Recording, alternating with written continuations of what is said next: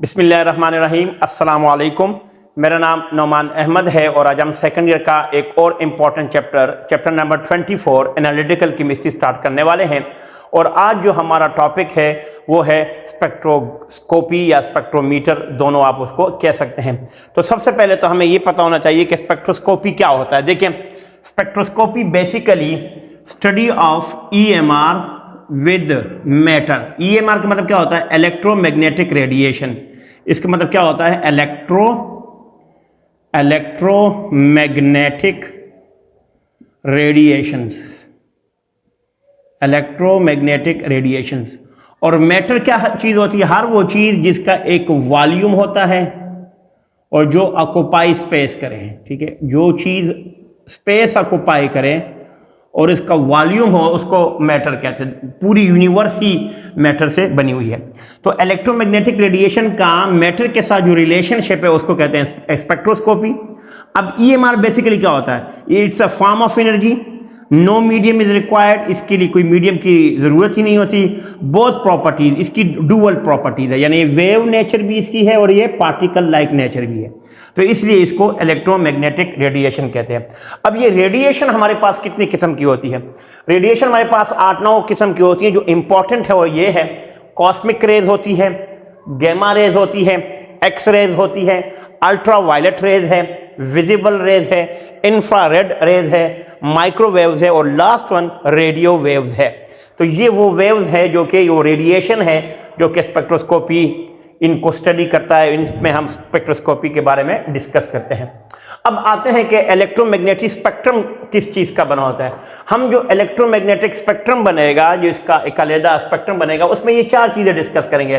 सबसे पहले wave length, दूसरा फ्रीक्वेंसी, तीसरा वेव नंबर और चौथा क्या होगा? एनर्जी। इन 4 चीज़ों का आपस में इंटर रिलेशनशिप पढ़ेंगे। जो वेव लेंथ है उसको हम लैम्डा से रिप्रेजेंट करते हैं, फ्रीक्वेंसी को वी से रिप्रेजेंट करते हैं और वेव नंबर को वी बार से रिप्रेजेंट करते हैं और एनर्जी को ऑफ कोर्स ई से रिप्रेजेंट करते हैं। तो अब हम वन बाय वन एक स्पेक्ट्रोमीटर टेक्निक जो है ना वो डिस्कस करते हैं। सबसे पहले हम आएंगे इंफ्रारेड पर। जी, अब हम आते हैं सबसे पहले जो स्पेक्ट्रोस्कोपी टेक्निक है, दैट इज इंफ्रारेड स्पेक्ट्रोस्कोपी। तो इंफ्रारेड क्या होता है? देखिए जरा, इंफ्रारेड का नाम भी, इसको ऐसे हम IR से रिप्रेजेंट करते हैं, IR इंफ्रारेड, ठीक है। तो इंफ्रारेड स्पेक्ट्रोस्कोपी है। स्पेक्ट्रोस्कोपी मैंने पहले ही बता दी है, ये क्या है? Study of EMR, electromagnetic radiation plus matter, इसको तो स्पेक्ट्रोस्कोपी कहते हैं। तो इंफ्रारेड टेक्निक क्या होती है?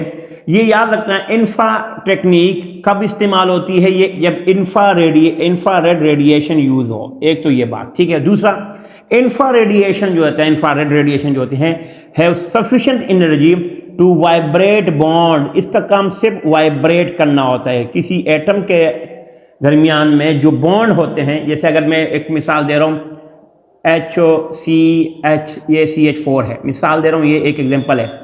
तो ये जो बॉन्ड बने हुए जिसको मैं ये क्रॉस कर रहा हूँ, इस बॉन्ड को सिर्फ वाइब्रेट करने के लिए इस्तेमाल होता है। यानी जब ये वाइब्रेट होगा तो ये हाइड्रोजन वाइब्रेट हो जाएगा, इस तरह ये हाइड्रोजन वाइब्रेट हो जाएगा, ये हाइड्रोजन वाइब्रेट हो जाएगा और ये हाइड्रोजन, यानी इसकी एनर्जी इतनी है कि ये सिर्फ बॉन्ड को वाइब्रेट करता है, ठीक है। दूसरी चीज़ क्या होती है? इसका जो रेंज है, रेंज क्या मतलब है? वेव लेंथ की रेंज कहते हैं। यानी इस रेंज के दरमियान अगर कोई आएगा, जैसे 2.5 पिकोमीटर से लेकर 16 पिकोमीटर होता है, और ये एक MCQs में भी आया फेडरल बोर्ड के पेपर में, ठीक है, ये वाला। तो इसकी जो वेव लेंथ है वो 2.5 पिकोमीटर से लेकर 16 पिकोमीटर तक होती है। नोट में 2 बातें याद रखना, बड़ी इंपॉर्टेंट बातें हैं कि different bonds absorb different energy. जो जितने भी ऑर्गेनिक कंपाउंड है उसकी हर एक बॉन्ड की डिफरेंट एनर्जी है, तो हर बॉन्ड डिफरेंट एनर्जी को एब्जॉर्ब करता है। दूसरी बात, polar molecules are infrared active. जितने भी पोलर मॉलिक्यूल होते हैं वो वाइब्रेट होते हैं। इंफ्रारेड रेडिएशन जब भी उन पर स्ट्राइक करती है तो वो वाइब्रेट होते हैं। इंफ्रारेड एब्जॉर्प्शन स्पेक्ट्रम जो होता है वो फाइंड करने के लिए इस्तेमाल होता है, क्या? कि identify bonds and functional group. 2 चीजें। ये IR का मकसद क्या होता है? ये आपको बताता है कि बॉन्ड के अंदर फंक्शनल ग्रुप कौन सा है, और ये बताता है कि स्ट्रक्चर ऑफ ऑर्गेनिक कंपाउंड बताता है कि ये स्ट्रक्चर क्या, ऑर्गेनिक कंपाउंड का स्ट्रक्चर क्या है। तो ये 2 बातें बहुत जरूरी है। अब इसकी टाइप्स पे बात करते हैं। इसकी दो टाइप्स होती है, वाइब्रेशन है ना, दो टाइप की होती है। एक आपके पास बेंडिंग है, एक स्ट्रेचिंग है। अब बेंडिंग और स्ट्रेचिंग दो डिफरेंट किस्म की वाइब्रेशन है। दोनों में क्या फर्क है? देखिए, बेंडिंग में जो होता है वो बोन एंगल चेंज होता है और बोन लेंथ सेम रहती है, ये बस याद रखना। और जो स्ट्रेचिंग है उसका अपोजिट है। क्या मतलब? बोन एंगल अगर चेंज हो रही है और बोन लेंथ सेम है तो स्ट्रेचिंग में क्या होगा? बोन एंगल सेम रहेगा और बोन लेंथ चेंज हो जाएगी। तो इसको बेंडिंग और स्ट्रेचिंग में अगर आप एक याद कर लेंगे, दूसरा उसका अपोजिट है। अब हम इसकी मजीद डिटेल डिस्कस करते हैं। अब स्ट्रेचिंग और बेंडिंग को हम डिटेल में स्टडी करते हैं। सबसे पहले देखें, स्ट्रेचिंग दो टाइप की होती है, जिसको सिजरिंग भी कहते हैं और रॉकिंग भी कहते हैं, यानी ये इसको फर्दर हमने दो ग्रुप में डिवाइड किया है। लेकिन स्ट्रेचिंग सिमेट्रिकल भी हो सकती है और एसिमेट्रिकल भी हो सकती है। क्या मतलब? देखें, ये एक मॉलिक्यूल है, ठीक है, देखो ये दोनों बॉन्ड नीचे आ रहे हैं, ठीक है, इसका क्या नाम है? बॉन्ड। अब देखो ना, मैंने क्या बताया था, स्ट्रेचिंग के अंदर क्या होता है? बॉन्ड लेंथ जो है ना चेंज होता है, बॉन्ड एंगल सेम है। तो अब देखो इसकी एग्जांपल, जैसे ये मैं, अब देखिए ये ऐसा है, तो ये ऐसे ऐसे को कहते हैं, ऐसे वाले, इसको क्या कहता है? ये वाला, ये सिमेट्रिकल है। और ये क्या है? एसिमेट्रिकल। इसमें क्या होता है कि जो फर्स्ट करो ऐसे मैंने दो ये बॉन्ड की शक्ल में है, तो एक छोटा होता है और एक बड़ा होता है, ऐसे, ठीक है। एंगल सेम रहता है लेकिन लेंथ जो है ना सेम। देखो अगर ऐसा हो तो ये सिमेट्रिकल, ठीक है, और ऐसे हो रहा हो तो ये क्या कहता है? ये आपके पास एसिमेट्रिकल होता है। देखो दोनों के अंदर बॉन्ड एंगल सेम है लेकिन लेंथ में फर्क आ रहा है, तो ये स्ट्रेचिंग के एग्जांपल है। अगर दोनों नीचे आ रहे हैं या दोनों ऊपर जा रहे हैं तो ये सिमेट्रिकल है, और अगर एक ऊपर आ रहा है और एक नीचे जा रहा है तो ये एसिमेट्रिकल है। इसी तरह बेंडिंग की भी दो है, ट्विस्टिंग और वेगिंग।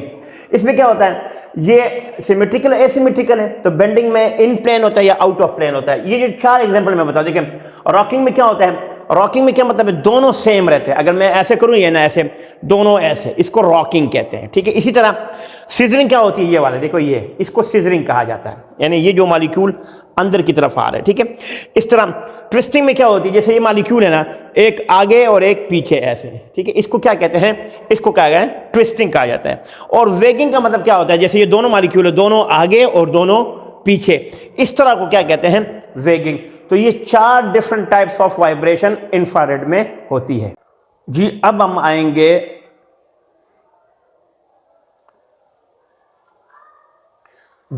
अब हम आएंगे इंफ्रारेड स्पेक्ट्रोस्कोपी का द मोस्ट इंपॉर्टेंट पोर्शन, वो है इंफ्रारेड स्पेक्ट्रम। ये जो ग्राफ आपको नजर आ रहा है ये है इंफ्रारेड स्पेक्ट्रम। इसमें क्या होता है? इस साइड पर परसेंटेज ट्रांसमिटेंस होती है और इस साइड पे वेवलेंथ होती है, ठीक है। तो यहाँ पे इसमें दो रीजन्स है। ये वाला जो एरिया है ना, यहाँ से लेकर ये जिसको मैं इंसर्कल कर रहा हूँ, ये वाला, इसको फंक्शनल ग्रुप रीजन कहते हैं, फंक्शनल ग्रुप रीजन कहलाता है, ठीक है। और यहाँ पे ज्यादा वेरिएशन आ रही है ये वाला एरिया, ठीक है, ये वाला जिसको मैं ये एरिया क्या कहता है? फिंगरप्रिंट रीजन, फिंगरप्रिंट रीजन कहलाता है, ठीक है। तो यहाँ पे ये दो एरिया याद रखना, ये जो है ना 0, 10, 20, 30, 40, 50 से 100 तक, और यहाँ 200 से 200 का गैप है, 200, 400, 600, 800, 1000, 1200, 1400, इस तरह 2400 तक ये वेवलेंथ है। और ये तो ये जो ग्राफ आपको नजर आ रहा है ये IR स्पेक्ट्रम कहलाता है। बस इसमें आपने दो चीजें याद रखनी है कि एक तो इसमें फंक्शनल ग्रुप रीजन है,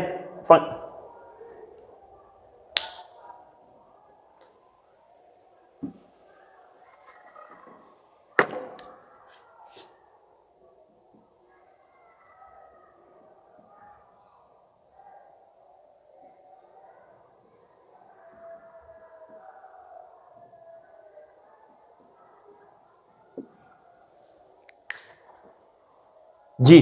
अब आपने इसमें दो रीजन याद रखने हैं, एक फंक्शनल ग्रुप रीजन है और दूसरा फिंगरप्रिंट रीजन है।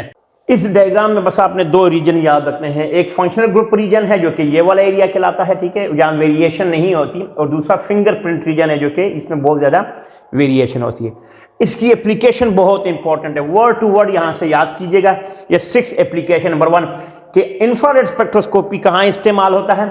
Infrared spectroscopy identification of functional group, identification of compounds, identification of impurities, identification of progress of reaction, identification of structure of protein और identification of structure of isomers के लिए इस्तेमाल होती है।